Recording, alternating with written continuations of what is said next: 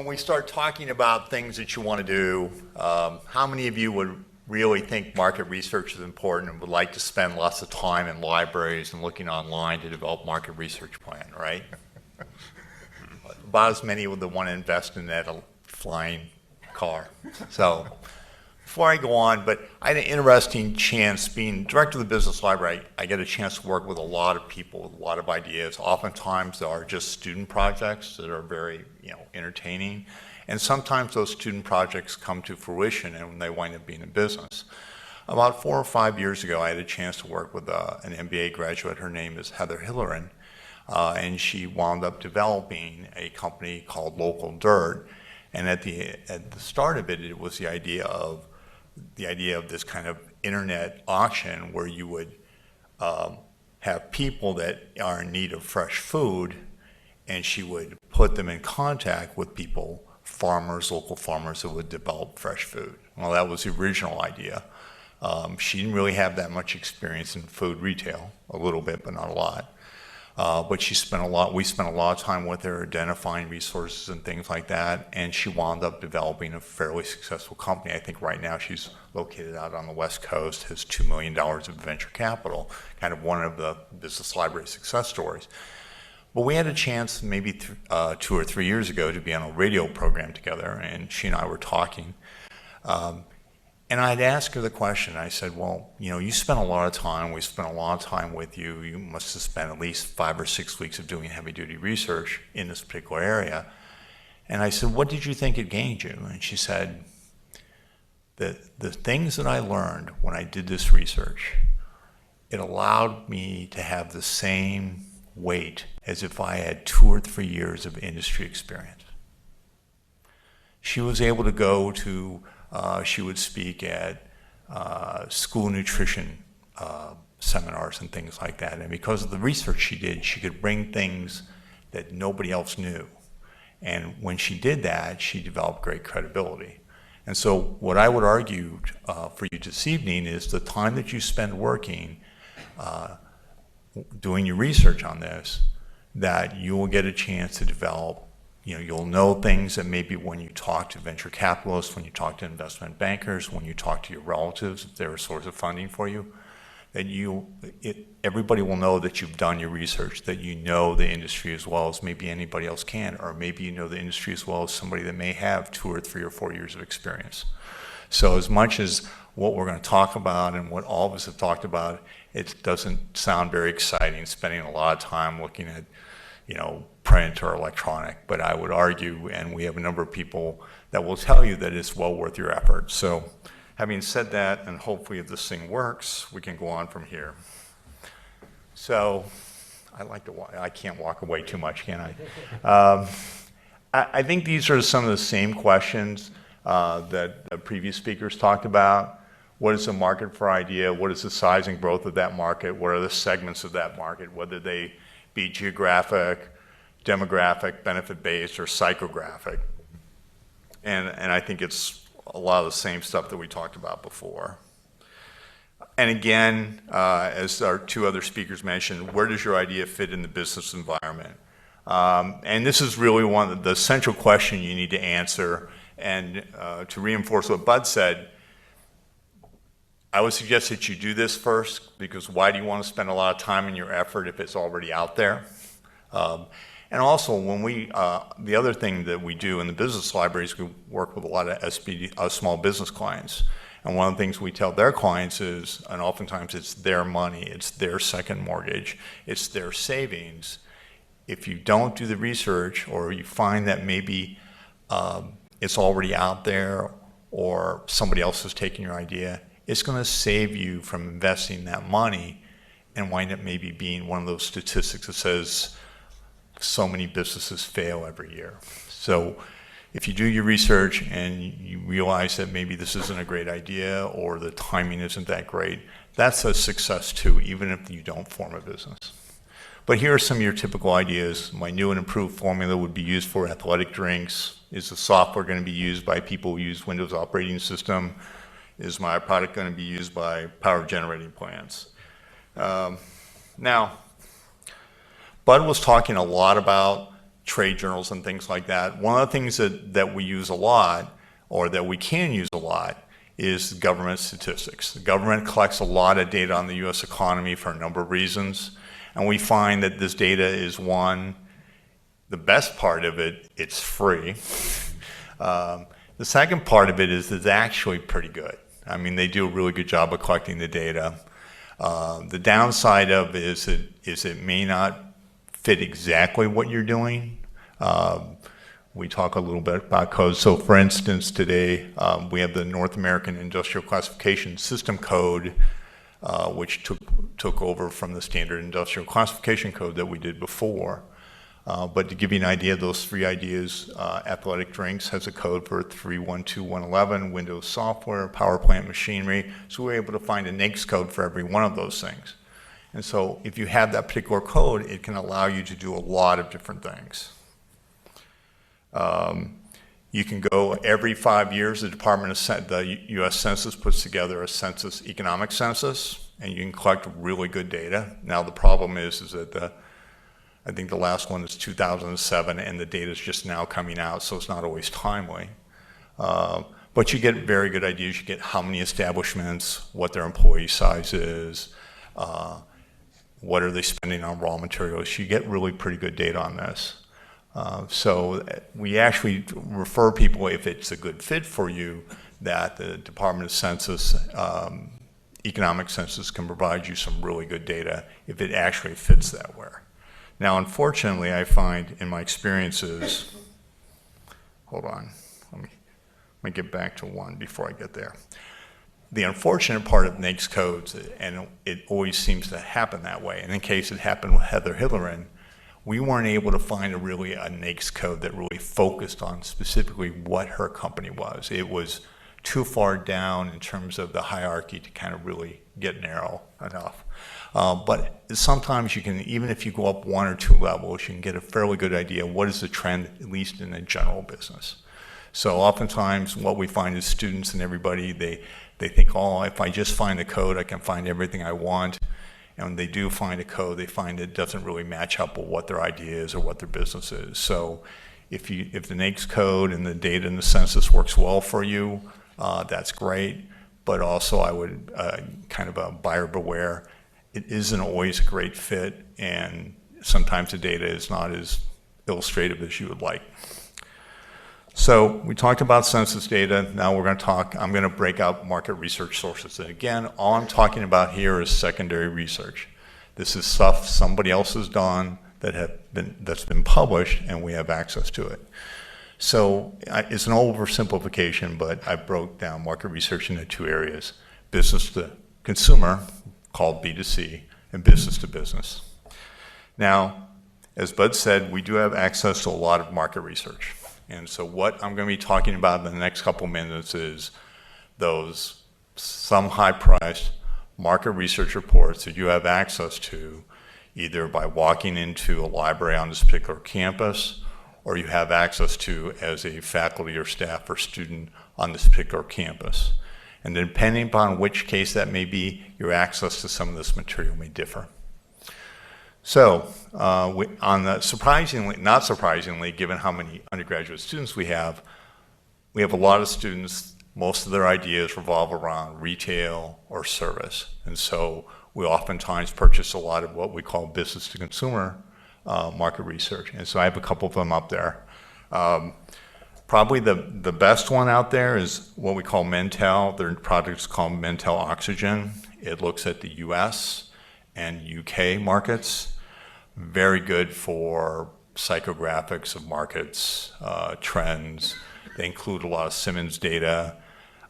They've been a well-known name in business to consumer research in the UK for, 20 years before they decided to come to the United States. We were actually fortunate. Somebody in the Nielsen Marketing Center had a relationship with Mentel when they came over to the US, and we were able to subscribe to this at a very early time, and it's really one of our favorite ones. Another one, local audience market analysis. This looks at psychographics at a county level or a smaller level. Choices 3 is actually a questionnaire that people go around and they'll survey 25,000 people and extrapolate to nationwide trends in products. IBIS World, Business Monitor, International, OneSource are also things that will provide us with market research on a number of different industries, as well as business to consumer information. Excuse me, could you clarify what you mean by psychographics? The question was, what do I mean by psychographics?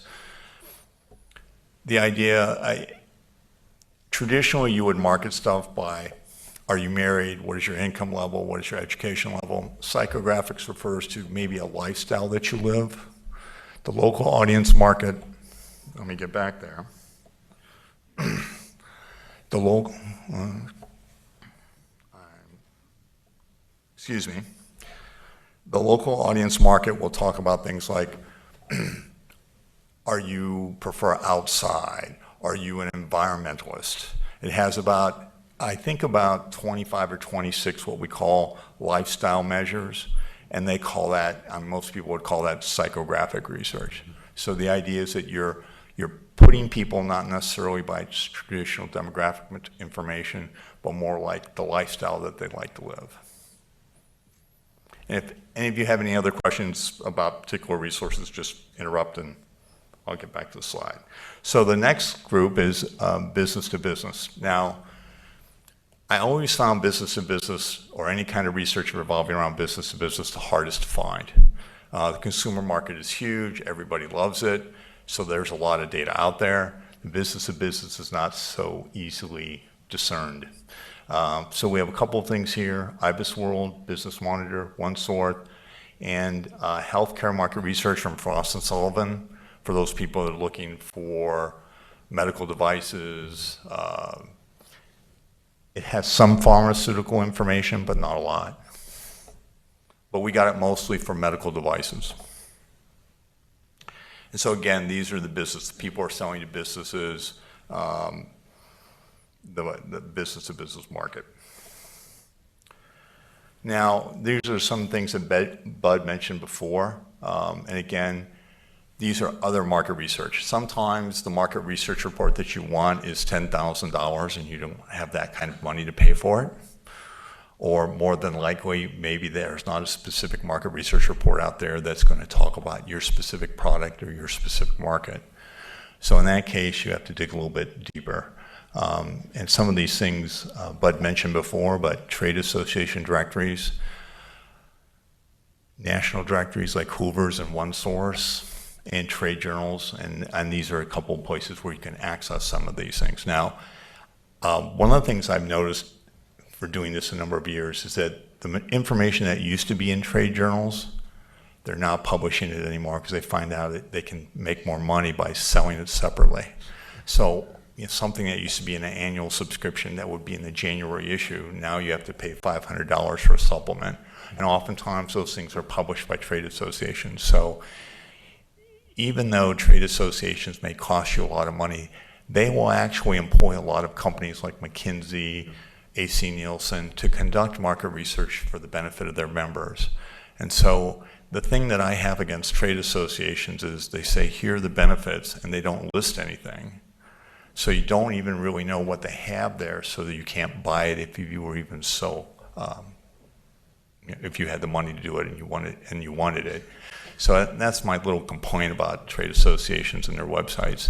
And we have on occasions called the trade associations up and said, what kind of market research do you have? We have somebody that's interested. And we've done that for students that don't have the time or feel that they don't want to let the cat out of the bag, so to speak. So again, trade associations can be a source of data that you're not necessarily going to find anyplace else. Again, the nice thing about using that NAICS code, if you develop and find that NAICS code for your company, all company directories have an alphabetical index and then what we call an industry index, and most of them use the NAICS code. So if you're looking for manufacturer power generating plants, you can go to that NAICS code, you can go to any of the traditional trade journals that are out there, and we'll give, trade associations and or national directories, and then you immediately can go there. Here are all the companies under a certain NAICS code, and you get your list of people that populate your market. And you might even, in some of the directories, get a sales figure for each one of those particular companies. So you can maybe start putting together an idea of what the total market is. And then trade journals are really important. And I would refer back to the Heather Hillerin story, where she spent a lot of time reading trade journals.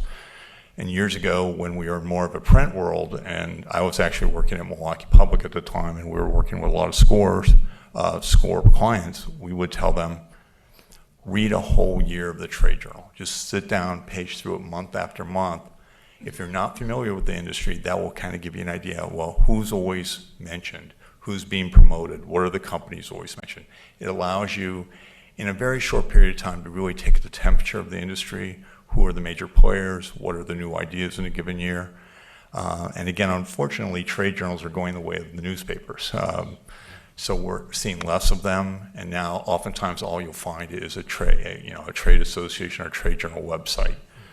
I think Advertising Age is one that I find amazing. What I see in print and what I see online are two different things, so you might have to go to both places. Financial data. Everybody wants financial data. It's not always out there, especially if it's a private company. If it's a private company, it's private. Unless you're paying off their accountant, you won't probably find out any information about them. But that doesn't mean you can't put together some general financial ideas. And again, the NAICS code is important because all these things are arranged by NAICS code. So we have RMA annual statement studies. Used to be called Robert Morris and Associates. Now it's Risk Management Association without even changing their initials. Dun & Bradstreet industry norms and key business ratios, and Fentel industry metrics. Now, both RMA and DNB are in print only.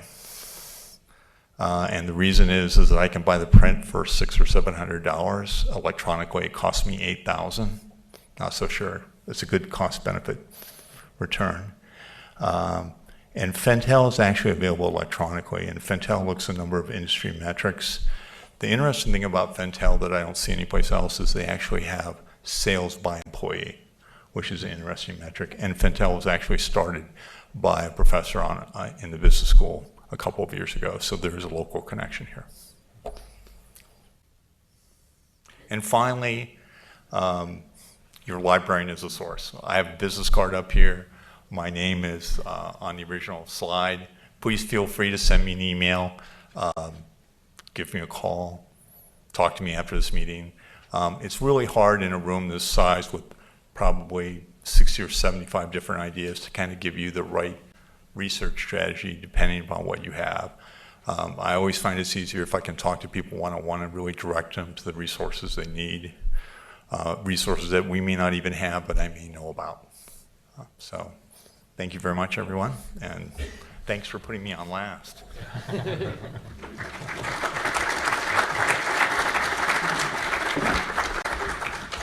Thank you very much, Michael. Do we have time for some questions? Sure. Or? We have time for one or two. Okay.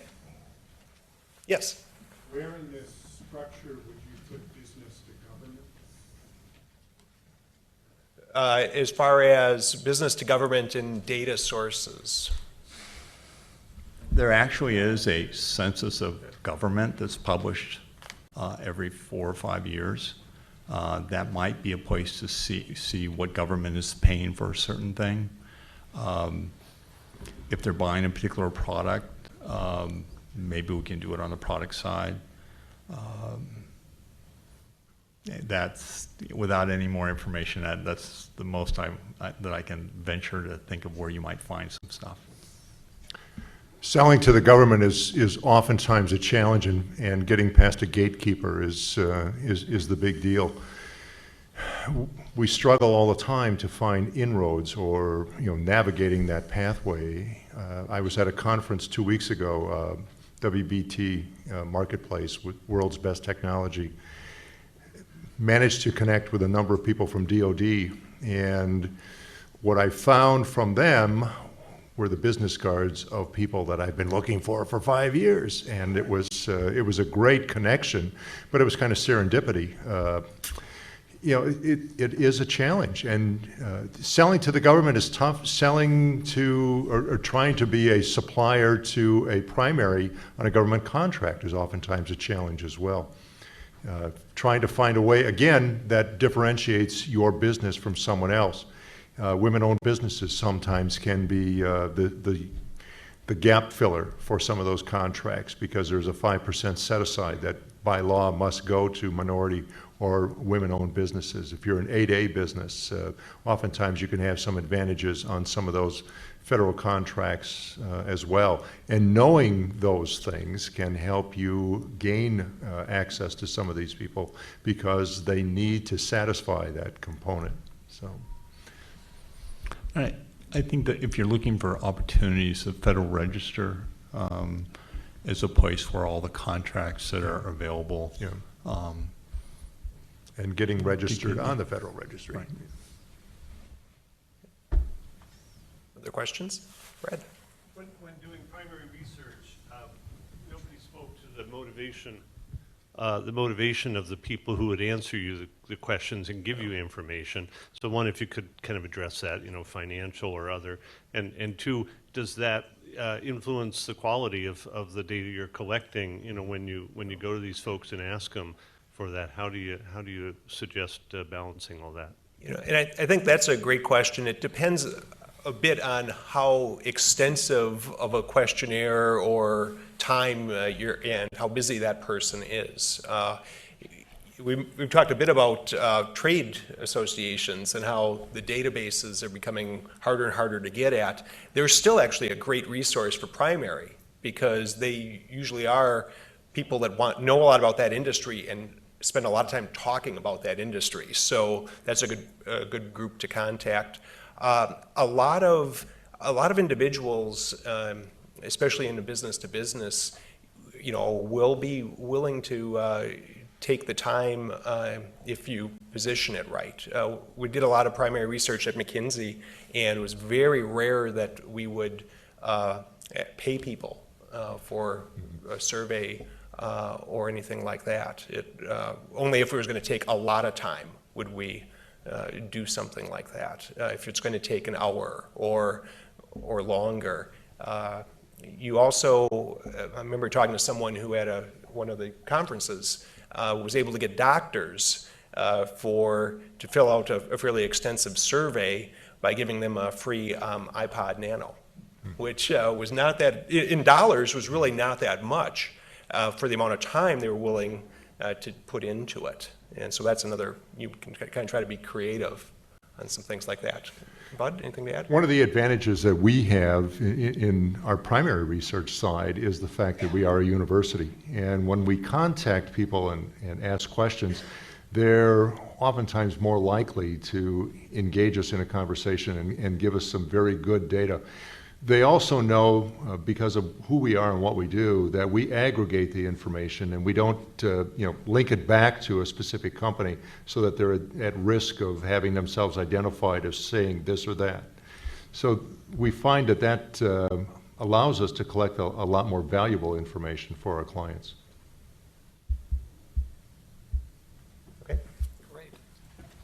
Thank you all. Thank you, Dan, for organizing the topics, and Bud and Michael, your obvious passion for the topics really came out, so I appreciate that. It was great discussion. Before we begin our networking reception, I'd like to tell you about a few upcoming events. We have Uzi Dahan on April 14th, talking about Israel's high-tech industry, and on April 19th, we have a feature presentation on patent pooling, with the goal of increasing access to proprietary technologies in the area of neglected diseases. You can check our website for that, the WARF website. Also, you're on the email list, and if you're not, please sign up outside and we can get you set up for that. So now I hope you'll join us for food and beverages and continue the conversation outside in the atrium. Thanks for coming. Glad you made it.